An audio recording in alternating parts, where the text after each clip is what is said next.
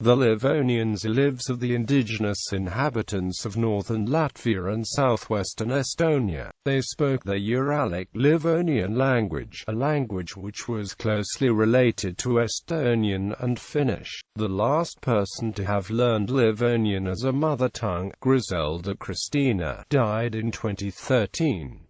As of 2010, there were approximately 30 people who had learned it as a second language. Historical, social and economic factors, together with an ethnically dispersed population, have resulted in the decline of the Livonian population, with only a small group surviving in the 21st century.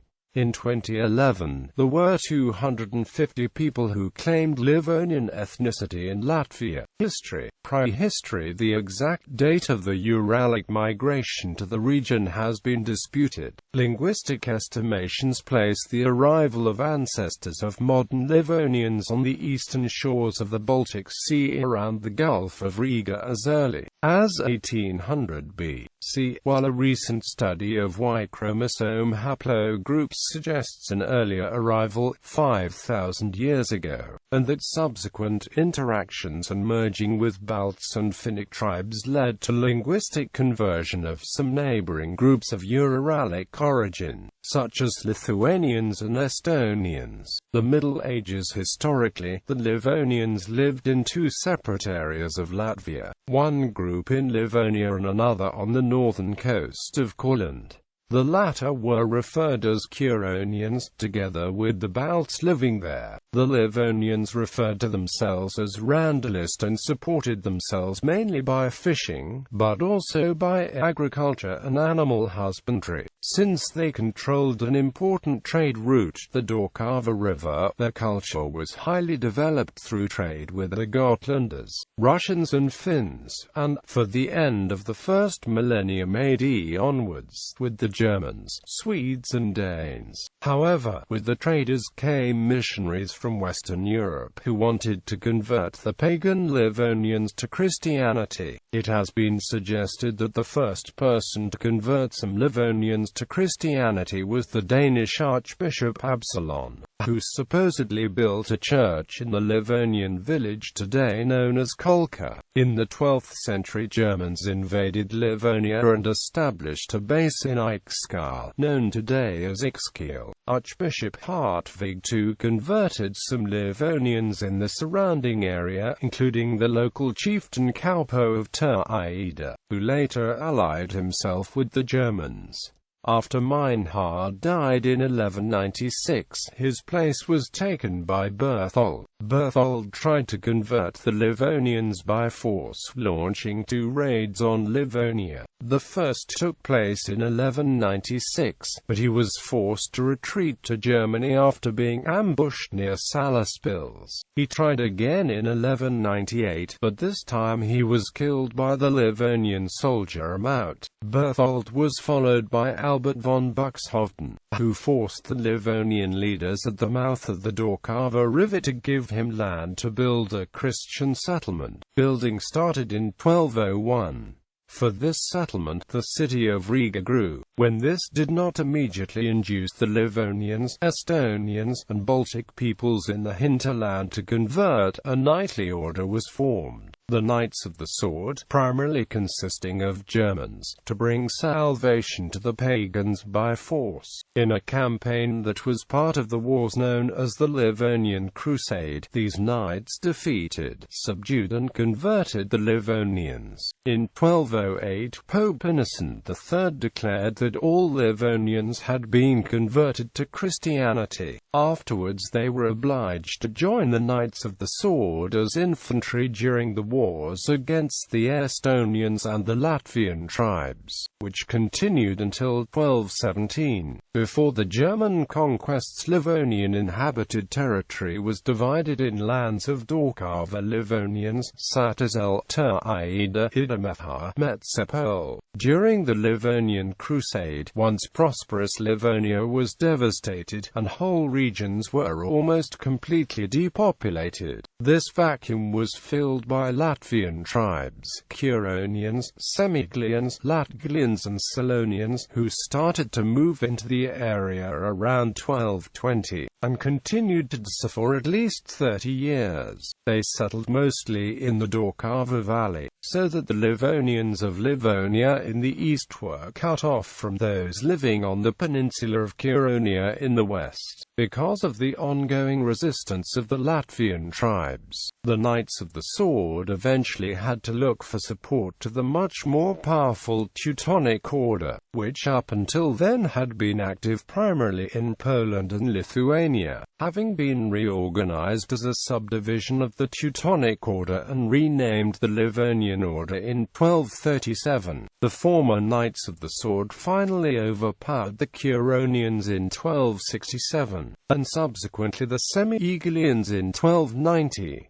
From then on, most of Latvia remained under German control until the 16th century, with the city of Riga and several other cities existing as independent German-ruled bishoprics, and the Livonian Order ruling the rest of the land, under foreign powers. In the middle of the 16th century, the Livonian Order and the independent bishoprics were in turmoil because of the growing influence of Martin Luther's Reformation. Seeing a chance in the resulting military weakness of the order, Tsar Ivan the Terrible of Russia invaded Livonia in 1558, seeking access to the Baltic Sea. However, Sweden and the Polish-Lithuanian Commonwealth entered the war as allies of the Livonian Order, resulting in almost a quarter of a century of war. The outcome of this Livonian War was a Russian defeat, but also the dissolution of the Livonian Order. Livonia and southeastern Latvia were claimed by the Polish-Lithuanian Commonwealth, while Curonia became an independent duchy, with Gotthard Kettler, the Livonian Order's last Grand Master, as its first duke. After only 10 years of peace, a new series of wars between the Polish-Lithuanian Commonwealth and Sweden, which had claimed Estonia after the Livonian War, ravaged Livonia from 1592. Eventually, the Swedes were victorious. In 1629, they could finally call Livonia and the city of Riga their own. Under the 17th-century Swedish kings Gustav II Adolf and Charles XI, general elementary education was introduced. The Bible was translated in Estonian and Latvian, and a university was founded in Tartu in southern Estonia. Although Sweden kept the Poles and the Danes at a distance, this could not be said of the Russians. In the Great Northern War, Tsar Peter the Great utterly destroyed Sweden's pretensions to being a regional superpower. In the 1721 Treaty of Brest-Litovsk, Estonia and Livonia, which had again been completely devastated after more than 20 years of war, were claimed by Russia. Curonia continued to be ruled by its dukes for another 3/4 of a century, but in 1795, that region also became a Russian possession as part of the Third Partition of Poland. Assimilation and isolation, partly because of the recurring devastation of war and the resultant mingling of refugees. The Livonians of Livonia were eventually completely assimilated by the Latvians. The last remnant of this once vibrant nation was made up of several families living along the river Salika, but in the second half of the 19th century, the Livonian language and culture completely disappeared from the region known to this day as Livonia. The last known speaker of the Eastern Livonian dialect died in 1864, though according to some reports, there were still some people in the early 20th century in the Polish area who knew they were descended from Livonians. In the Latvian dialect spoken in Livonia, a large large number of Livonian loanwords have survived, and other traces of Livonian can be found in many geographical names in the region. In Curonia, the Livonian language and culture also came under heavy pressure, but here it retained a last foothold on the outermost tip of the Curonian peninsula. Several factors made sure that in this area, known as Livodranda, the Livonian coast, Latvian culture was too weak to assimilate the Livonians. For one thing, the society of the Livonians living in this area was exclusively sea-oriented and based on fishing, while that of the Latvians in the interior was exclusively land-oriented and mostly agricultural. This meant there was not a lot of interaction between the two groups. Also, the Livonian coast was separated from the interior of Curonia by dense forests and impassable marshlands, which made regular interaction even less likely. The people of the Livonian coast had much closer ties to the inhabitants of the Estonian island of Saaremaa, across the Gulf of Riga to the north. In their isolated fishing villages, these Livonians kept to themselves for centuries. It was not until the 20th century that the outside world intruded on their quiet existence. At the beginning of 20th century, many local Livs converted to the Russian Orthodox faith. A new Russian Orthodox church was built in Kolka, along with a grammar school nearby and a navy school in Misirbi. Many graduates in later years became sea captains, first in the Russian Empire, and later in independent Latvia. World War I. In 1914, Russia entered the First World War by attacking the Germans and the Austrians from the east, but soon it was pushed back in a series of devastating German victories, which eventually left almost the entire Baltic region in German hands. The Livonian coast was occupied by the Germans in 1915.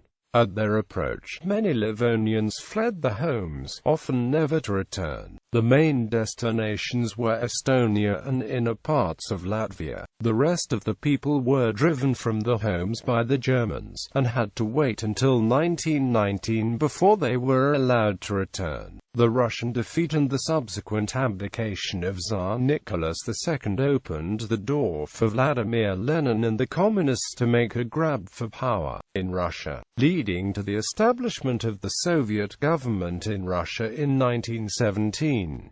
The Treaty of Brest-Litovsk the following year ended the war between Germany and Soviet Russia and left the Baltic region firmly in German hands. However, after the German capitulation in 1919, the Baltic peoples rose up and established the independent republics of Estonia, Latvia and Lithuania. The Livonian revival of the interwar years. The Livonian coast became part of Latvia. The Livonian language and culture experienced a revival between the two world wars. The clearest expression of this revival was the establishment on April 2, 1923 of the Livonian Society, which considered itself the representative of the Livonian people. Also, a Livonian language choir was founded and Livonian song festivals were held along the entire Livonian coast. Furthermore, a Livonian flag was adopted, with the colors green, white and blue, and a division similar to the Latvian flag. Although the Latvian government prohibited the formation of an ethnic Livonian parish within the Lutheran Church of Latvia in 1923, it approved the introduction of the Livonian language as an optional subject in elementary schools in the villages of the Livonian coast that same year. The 30s saw the publication of the first Livonian language reader poetry collections of several Livonian writers, and a monthly magazine in the Livonian language, called Lively. Also, contact was made with related peoples such as the Estonians and the Finns, spurred by the Finnish promotion of closer ties with the kindred Finnic peoples, and in 1939, the Livonian Community Center in Misirbi was founded with subsidies from the Estonian and Finnish governments. This cultural revival of the interbellum years served to give the Livonian people for the first time a clear consciousness of their ethnic identity. Before, they had always referred to themselves as Randaliste Kalamit. For the 1920s and 1930s on, though, they began to call themselves Livad, Livnikad, or Livlist. The Second World War. In 1940, Latvia, like Estonia and Lithuania, was occupied by the Soviet Union. This occupation and the subsequent German invasion of 1941 ended all progress the Livonians had made in the preceding 20 years. All cultural expressions were prohibited, and just like 20 years before, the inhabitants of the Livonian coast were driven from their homes. Most of them spent the war years in Riga, western Latvia, but some fled across the Baltic Sea to Gotland. The Curonian Peninsula was one of the areas where the Germans held out until the general capitulation of May 5, 1945, which meant there was not a house left standing when the Livonians returned home after the war.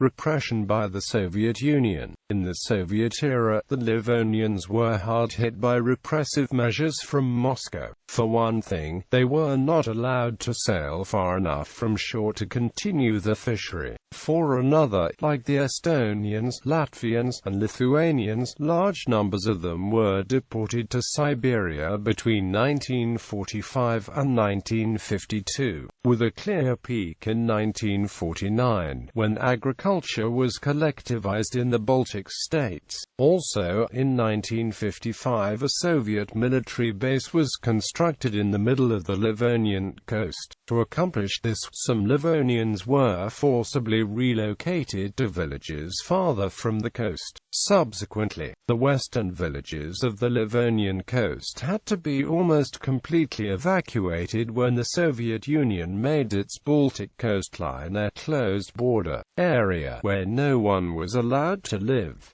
Livonian culture was repressed during the Soviet period. For example, the Livonian Society was banned and the Livonian Community Center expropriated and given to others. Within the Latvian SSR, the Livonians were not recognized as a separate ethnic group. Modern situation. It was not until early 1970 that Livonian singers were allowed to found a choir named Livlist in the western Latvian city of Ventspils. The 1980s, Soviet Premier Mikhail Gorbachev's policies of glasnost and perestroika opened the Iron Curtain, bringing change. In 1986, the Livonian Cultural Society was founded.